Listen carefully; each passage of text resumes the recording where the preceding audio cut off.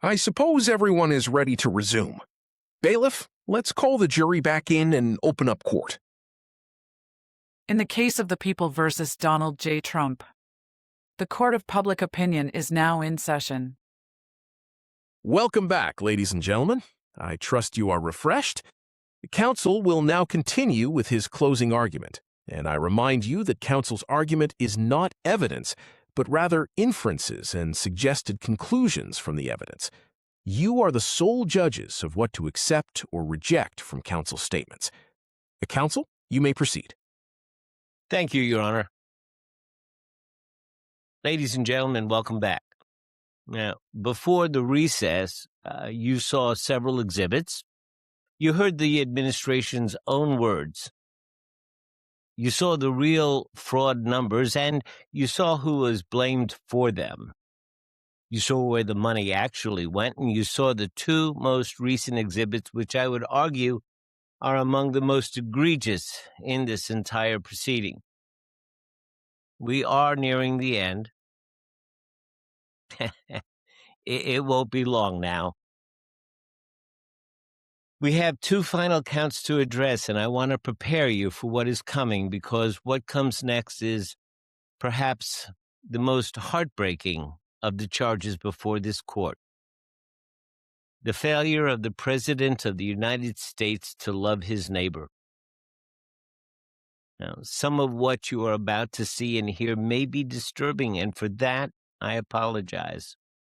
But it is precisely the disturbing nature of it that compels me to bring it to your attention. The court cannot look away from what was done in the name of the American people.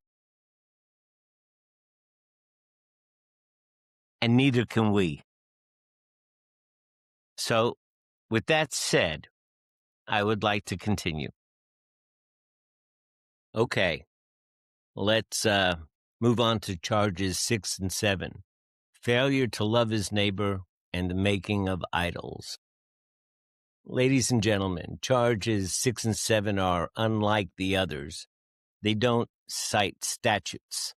They draw on a different body of law, older than the Constitution, older than the Republic, older than the courts of equity themselves. The instructions to love one's neighbor is not a sentiment. It is a command. And at least geopolitically, it has always been understood to mean that when you have the power to ease another's suffering and you choose instead to direct public anger toward them while using that power for your own enrichment, you have failed the command. Not metaphorically, precisely. People's Exhibit 23, ICE Enforcement Operation, 9 deaths, 34 shootings, American citizens killed. Since January 20th, 2025, 34 firearms discharged by immigration agents, 9 deaths. In Chicago, Operation Midway Blitz, an agent shot and killed Silverio Villegas Gonzalez, a father of 2. While he was trying to drive away, another agent shot a teaching assistant named Marimar Martinez 5 times in her own car. She was warning neighbors that agents were nearby. She survived. The agent later bragged in a text message, "I fired 5 rounds and she had 7 holes. Put that in your book, boys." In Minneapolis, Operation Metro Surge, the largest immigration enforcement operation in American history. 2 American citizens killed. 17 days. January 7th, 2026. Nay Nicole Good, 37 years old, Minneapolis, United States citizen, seated in her car, shot 3 times in the chest and head. The Department of Homeland Security called it domestic terrorism. The videos told a different story. January 24th, 2026, Alex Jeffrey Pretty, 37 years old, Minneapolis, United States citizens, a nurse. Filming agents wanted to help someone shoved to the ground. He was licensed to carry. The agents opened fire. 2 Americans, same city, 17 days. Neither had a criminal record. Neither was an immigrant. People's Exhibit 24, the dismantling of USAID. 762,000 deaths, 2/3 of them children. USAID, the United States Agency for International Development. The United States Agency for International Development. It is not just a humanitarian aid and disaster relief agency, but a sponsor and supporter and collaborator for democracy, industry, capitalism, prosperity, and using less than 1% of the national budget. You know, the entire historical budget for USAID was less than the cost of one B-2 bomber. January 20th, 2025, all foreign aid was suspended. March 2025, 83% of the programs for USAID, our eyes and our ears on the ground, canceled.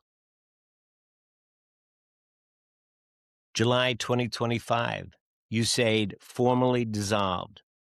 USAID prevented 91 million deaths over 20 years, including 30 million children, HIV treatment, malaria prevention, clean water, nutritional assistance, all at a cost of less than 1% of the federal budget. Now, since the cuts, we're looking at over 762,000 preventable deaths. More than 500,000 of them children from pneumonia, from diarrhea, from malaria, from AIDS, because they lost access to their medication overnight, because malaria nets and medications are rotting in warehouses. Secretary of State Rubio, before Congress, he said, "No one has died because of U.S. aid cuts. No children are dying on my watch." But one of those children was a 5-year-old boy named Evan Anzu, born with HIV, kept alive through American Health Aid. And when the stop work order cut his clinic off overnight, he lost access to his medication. And he died. The administration chose instead to spend $30 million on a birthday parade, $934 million on a plane retrofit, and $257 million remaking a concert hall in the president's image. Folks, that is not policy disagreement. That is a moral accounting. People's Exhibit 25, the making and worship of idols.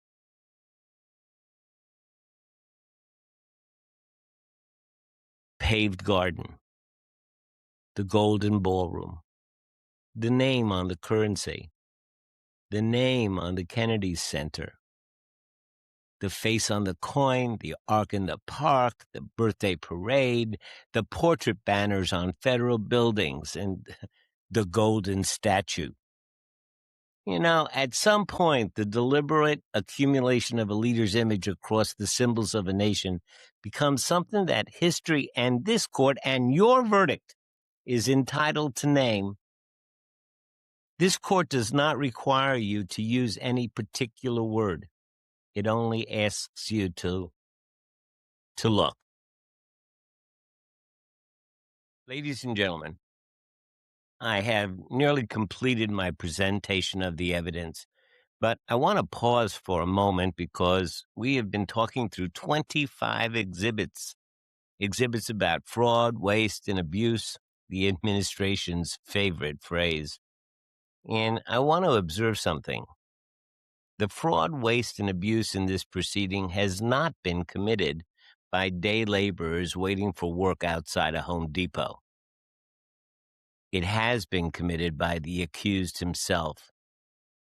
And it grows, moment by moment, day by day, week by week, in a scale and in utter contempt for the people of this country. My final two exhibits are the most recent, and I would argue they are also the most damning. Your Honor, may I publish People's Exhibit 26 to the jury? Your request is allowed. Bailiff, please hand the exhibit to the jury.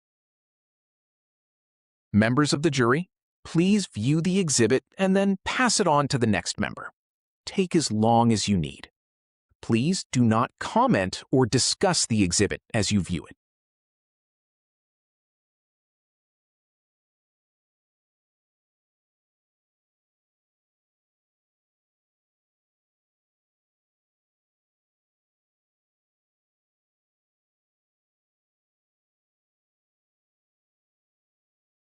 You have People's Exhibit 26, the presidential stock portfolio, from an ethics disclosure. Ladies and gentlemen, what you have just seen is this. The President of the United States was trading stocks in companies his own administration was simultaneously regulating, enriching, and awarding contracts to 3,642 individual transactions.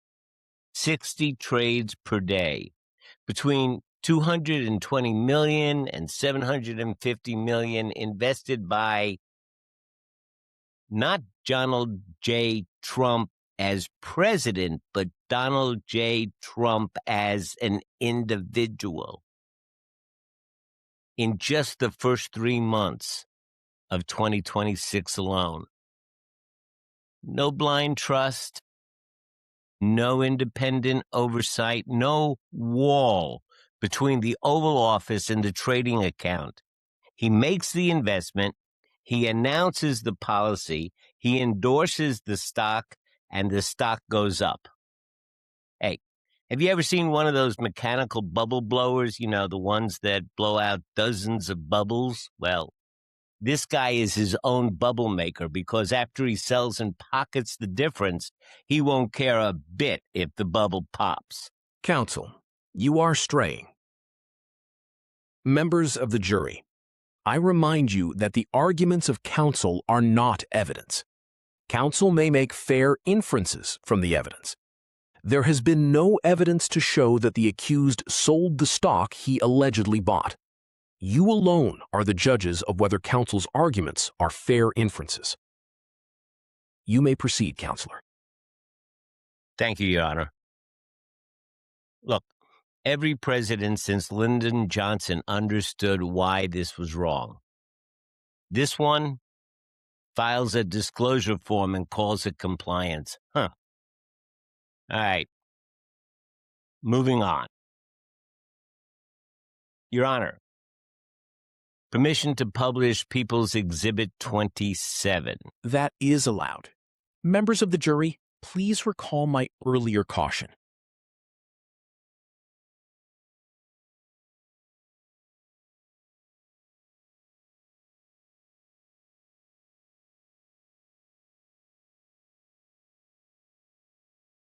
What you've just had a chance to look at is People's Exhibit 27, the Anti-Weaponization Fund, as it is called. $1,776,000,000.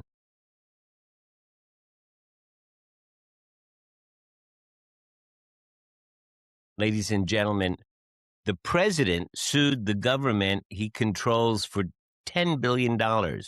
Wait, let me just say that differently. Donald J. Trump, the citizen, sued the government that he controls as president for $10 billion. Not because the government did anything wrong, but because some unknown person leaked some tax information and the New York Times published it. And for that, he claims damages of $10 billion with a B, billion dollars. And then he dropped the suit. He dropped the suit days before a judge was probably going to dismiss it for having no merit. Now, using this meritless lawsuit as a sham, he had his own former personal defense attorney, now serving as the acting attorney general, create a fund from the federal treasury of $1,776 million to give away secretly to whoever he wants to give it to, even himself. No congressional vote, no congressional authorization, and the number is not an accident. Look at it. 1776, the year of our founding, used as the price tag for a political slush fund. The commission that controls it is appointed by the president's own attorney general, and we all know that that means it is being appointed by Donald J. Trump himself. He can remove any member at will. There are no guardrails. There is no reporting. There's no oversight. Anybody who claims that they were unjustly treated by the Biden Justice Department can make a claim. This includes the pillow guy. This includes the people that have been convicted. And among those likely claimants are the January 6th rioters, the ones the president himself pardoned. All of them who violently attacked the Capitol, many convicted of sedition and insurrection, now eligible for taxpayer compensation. Consider the consequences. The Proud Boys and the others who violently stormed the Capitol, who were charged and convicted, then pardoned by this president, and now paid who knows how much. He might as well buy them uniforms and outfit them. We might as well call it Trump's militia. Now, you might ask, why does he need a militia? After all, he's got the Army and the SEALs and the Secret Service. You might ask, why does he need a militia? Well, there is an election coming in November. And right now, the outlook is pretty grim for his party.